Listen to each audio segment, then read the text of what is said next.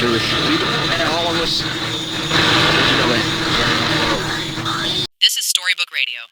Ethan Wells had always imagined law school as a stepping stone to his dream career. What he hadn't expected was meeting Sophia Carter on his first day. She wasn't just brilliant, she was captivating. With sharp wit, an unwavering passion for justice, and a kindness that felt rare in a world of ambition. She drew him in instantly. At first, they were study partners, pushing each other through grueling coursework and long nights filled with coffee and case studies. Then, somewhere between the late-night library sessions and whispered conversations over cups of espresso, they became more. Their first real date was at the state fair, a place of childhood nostalgia for Ethan. He wanted to see Sophia in that light, to share something from his past. They strolled past carnival games, ate cotton candy, and rode the Ferris wheel just as the sun dipped below the horizon, casting a golden glow over everything. Sophia, leaning against his shoulder, sighed happily. "This is perfect." Ethan turned to her, brushing a loose curl from her face. "You're perfect." She laughed. "You're biased."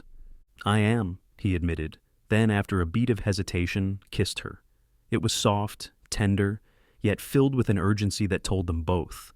This wasn't fleeting. This was real. Months passed, and their bond only grew stronger. One evening, while they were reviewing legal ethics for an upcoming exam, Ethan spoke without thinking. "I want you to meet my parents." Sophia looked up from her notes. "Seriously?" "Yeah, I love you, and I want them to know you." Sophia smiled, though something flickered in her expression. "I'd love that." The following weekend, they took the 4-hour drive to Ethan's childhood home in North Carolina. His mother, Linda, welcomed them with open arms, immediately embracing Sophia. "You are gorgeous," Linda gushed, holding Sophia at arm's length. "And those eyes, my goodness. You're even more stunning than Ethan described." Sophia blushed. "That's sweet of you to say, Mrs. Wells." "Call me Linda," she insisted. Come in, come in." Ethan's father, Robert, was already seated in the living room when they entered. He was a tall man, still broad-shouldered despite the years. His gaze, usually firm and unreadable, softened slightly as he took in Sophia. But as their eyes met, something changed. He stiffened. His face, once warm with welcome, paled. Ethan frowned. "Dad?" Robert quickly composed himself, rising to shake Sophia's hand. "Robert Wells," he said, his voice even. Sophia smiled as she took his hand. "Sophia Carter. It's so nice to meet you, Mr. Wells." Robert's grip faltered. His throat tightened. Carter. The name hit him like a wrecking ball. It couldn't be. 19 years ago, he had been a truck driver, often on the road for weeks at a time. In a moment of weakness, one he had long buried, he had spent the night with a woman named Rebecca Carter. She was a widow, raising a young son alone. Their time together had been brief, a mistake he regretted the moment he left.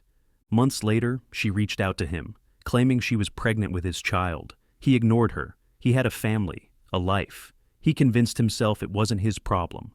Now, standing before him was a young woman, his son's girlfriend, with the last name Carter. His stomach lurched. Sophia reached into her purse and pulled out her phone. "This is my mom," she said with a smile, flipping the screen toward him. Robert's heart nearly stopped. There she was, Rebecca Carter, older now, but unmistakable. Sophia was his daughter. Robert barely made it through dinner, answering questions with clipped responses, his mind racing. His wife, oblivious, continued chatting excitedly with Sophia. But Ethan noticed. "Dad, can I talk to you for a second?" Robert followed his son onto the back porch, the cool night air doing little to steady his nerves. Ethan hesitated, then said, "I'm going to propose to Sophia." Robert's breath caught. "You what?" Ethan smiled. "I know it's fast, but I love her.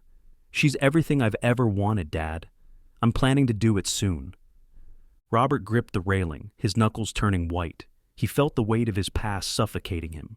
His own son was about to propose to his half-sister. This couldn't happen, but if he told the truth, he would lose everything. His son, his marriage, his entire family. His wife had never known about the affair. How could he confess now? Yet, staying silent meant allowing his son to marry his own flesh and blood. His voice was hoarse. "Son, you can't." Ethan frowned. What do you mean? Robert swallowed hard. Because, he paused, the words refusing to form. Because I don't think it's a good idea. Ethan's face darkened. Why not? You barely know her? You've been acting weird since we got here. What's going on? Robert hesitated, then shook his head. It's just too soon. You haven't even finished school. Think about your career. Ethan's jaw clenched. That's what this is about? My career? Robert exhaled sharply. Ethan, I'm asking you to trust me. Ethan stepped back, disappointment in his eyes. You don't even have a reason, do you? Robert wanted to scream the truth, to beg his son to listen, but fear held him back. He had lived with this secret for 19 years. Now, it was threatening to destroy everything. And for the first time in his life, he didn't know what to do. The weeks after Sophia's visit were a waking nightmare for Robert Wells. The secret he had buried for 19 years clawed at his mind, demanding to be acknowledged. Every time Ethan spoke of her, his eyes bright with love and excitement, Robert felt the walls of his carefully constructed life closing in. He spent his nights pacing the house in silence, staring at his reflection in the darkened windows, his face hollow and gaunt. He was trapped. If he told the truth, he would shatter his family. But if he stayed silent, he would allow his own son to commit an unthinkable mistake. The choice was clear, but the consequences, those were unbearable. One evening, as Ethan sat at the kitchen table, fidgeting with a small velvet ring box, Robert knew it was time. I need to talk to you, son. Ethan looked up, a nervous but hopeful smile playing on his lips. Yeah? Robert took a deep breath, trying to steady himself. He could feel the weight of the words pressing against his ribs, threatening to suffocate him. Then, Ethan flipped open the ring box, revealing a delicate silver band with a modest but elegant diamond. I'm going to propose to Sophia. Robert's heart stopped. This was it, the moment he had to make a choice. The air between them was thick with unspoken truths. Robert exhaled slowly. If you love her, he said, his voice eerily calm, then do it. Ethan's face lit up. Really? Robert forced a nod. Really. Ethan let out a breath of relief, standing up to embrace his father. Thank you, Dad. This means everything to me. Robert felt Ethan's arms tighten around him, but he couldn't bring himself to hug his son back. The decision had been made. Now he had to live with it. Ethan planned everything down to the smallest detail. He chose a secluded spot in the park where they often studied, a place where golden autumn leaves drifted gently from the trees, coating the ground in a soft, sunlit carpet.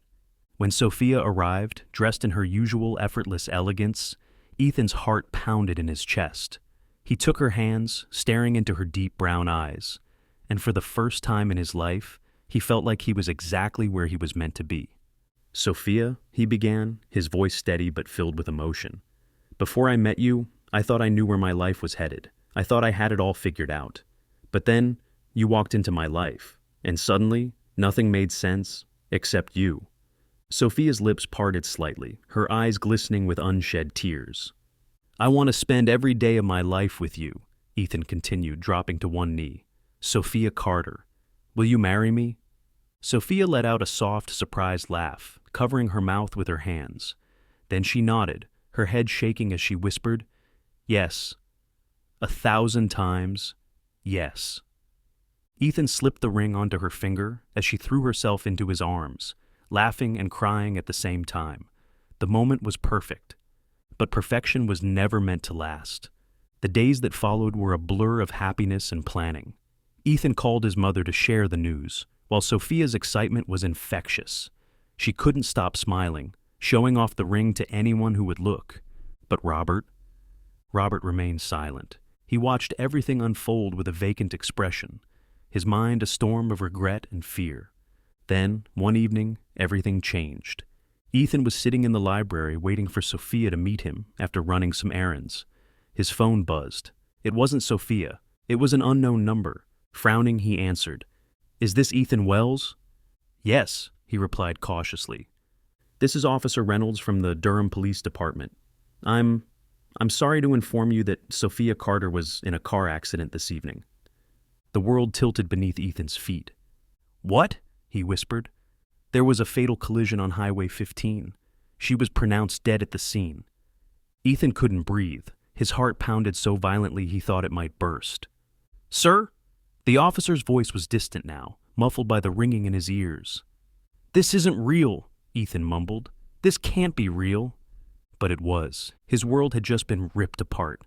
The funeral was held the following week. It was a small service, intimate and quiet. Sophia's mother, Rebecca, was inconsolable, her sobs echoing through the church. Ethan stood numbly by the casket, unable to move, unable to speak. His fiancée, his future, was gone. He barely noticed his father standing nearby, watching everything unfold with an unsettling stillness. Ethan tried to make sense of it all. Sophia had been so full of life just days ago. How could she be gone now? The accident was ruled an unfortunate tragedy. Her car had lost control on a sharp curve, skidding into oncoming traffic. There was no sign of foul play, no reason to suspect anything other than misfortune. And yet, something gnawed at Ethan.